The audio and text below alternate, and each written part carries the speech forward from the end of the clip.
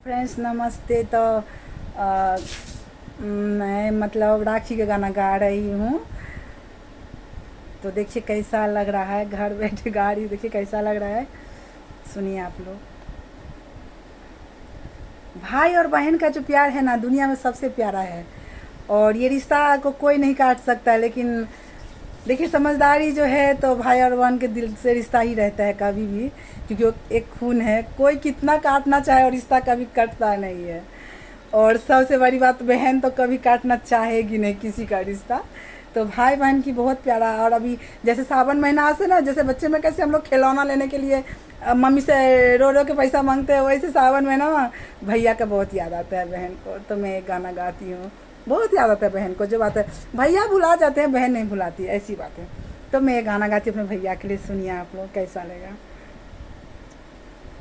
बान्हतानी रखिया तोहर कलैया, बान्हता निरखिया तोहर कलैया, टूटे नाही कबहू से नेहियाए भैया, टूटे नाही कबहू सी नेहियाए भैया, जबले जियाबा माथा टीकबा लगाई, रेशमा का धागा हाथबा सजाई, जबले जियाबा हम माथा टीकबा लगाई, रेशमा का धागा सो हाथबा सजाई,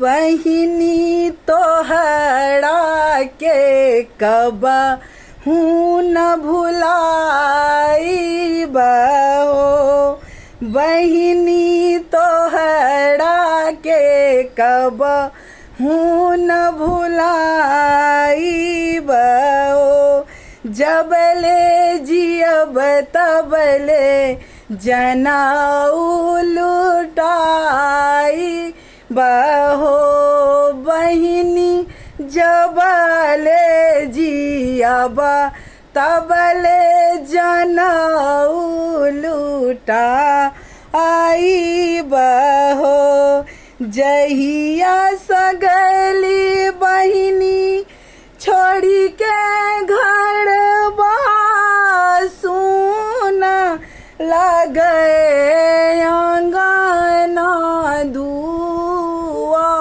दुआरी हो, जहिया सगली बहिनी छोड़ के घर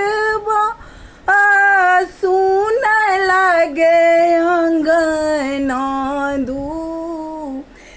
दुआरी हो, बीतल समैया न संगवा के बिसरी, याद बेला बचपन के प्यार हो, बीतल समैया न संगवा के बिसरी, याद बेला बचपन के प्यार हो, अरे अरे भैया हो दीपू भैया, अरे अरे भैया हो दीपू भैया, छूट नहीं सी नहीं आके डोर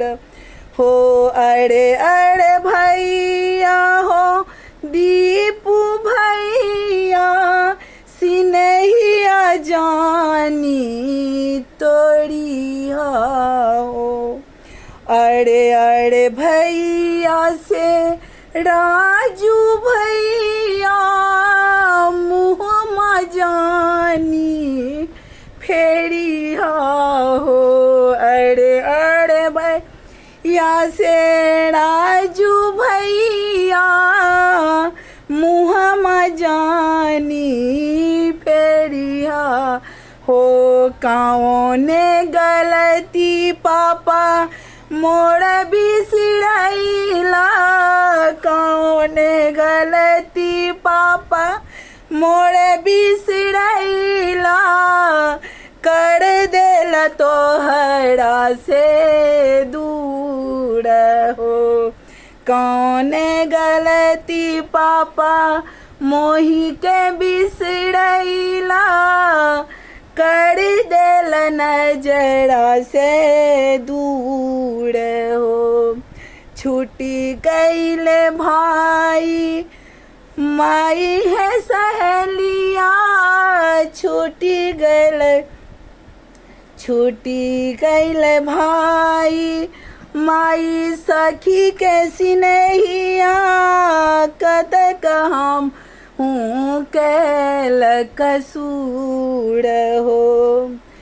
सबका बेटी होई प्यारा, सबका बेटी होई प्राण से प्यारा, पापा जी के पुतरी और माई के दुलारी हो। सबका बेटी हुई है पढ़न से प्यारा, माई के पुतरी पापा जी के दुलारी।